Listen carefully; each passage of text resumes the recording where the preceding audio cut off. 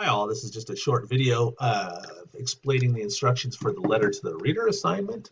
I like to use these for all my major writing assignments that I assign in this course. So you'll have to write one of these for each of the major writing assignments you do. So let me just talk you through it. Basically, the letter to the reader is, as I note here, a kind of cover letter for your essay. It's on a separate piece of paper, typed, stapled to the top of your final draft, or turned in through Canvas, whichever one we're doing.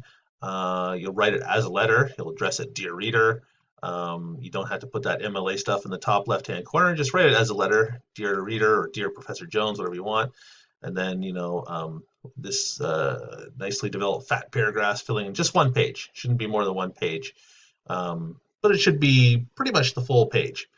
And it should be about 3 paragraphs long. I'm looking for 3 paragraphs, basically.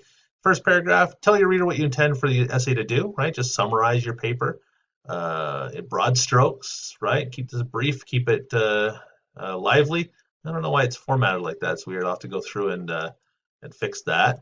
But just and then that's your first paragraph. Your second paragraph, you should describe the writing process of the paper, right? So anything that went into the writing process would be interesting stuff to reflect upon. How you narrowed down the assigned topic, what kind of planning you did you go through a bunch of drafts, what went into the writing of the paper, right? It's up to you what you put in this.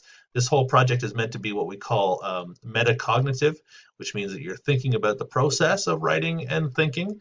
So it's meant to be reflective. So whatever you want to reflect on, whatever you think was important in the writing process, that's what you want to include in the second paragraph of your letter. And then the third paragraph, you want to reflect on the editing process. So how did comments from your peers in the peer editing workshop help you? Did you go see a tutor? Did any class activities help you? So on and so forth. As we get into further letters to readers, this is just the first letter to readers, the first major writing project. For the second and your third letters and subsequent letters, you also want to reflect on feedback you've gotten from me, right? So it's a slightly different assignment, but the basic instructions don't differ, right? You're reflecting on the writing and editing process and briefly describing what the paper is supposed to be about. One of the things you should think about with this paper is, after you write it, you can go back and think about, oh, okay, can that help me refine my essay at all, right? This reflective process of writing this letter often helps us to think back on the writing process and maybe even make some changes before we submit our final draft. Okay, anyway, so that's just a brief summary of what this letter to the reader assignment looks like. I have a sample right here, right? So the kind of things you might talk about, right? Brief summary of the paper, some stuff about the writing process, right? Again, it's reflective, so it's what you want to put in.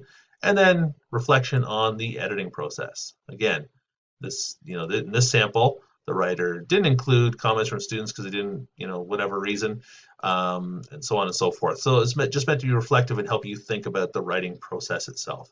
Often we get assigned an essay, we finish it, and then we just don't think about it anymore. So this assignment is meant to help us think about the writing process itself. Okay, anyways, that's the letter to the reader assignment. Please do email me if you have any questions or concerns, if anything's not as clear as it could be. Okay, bye-bye.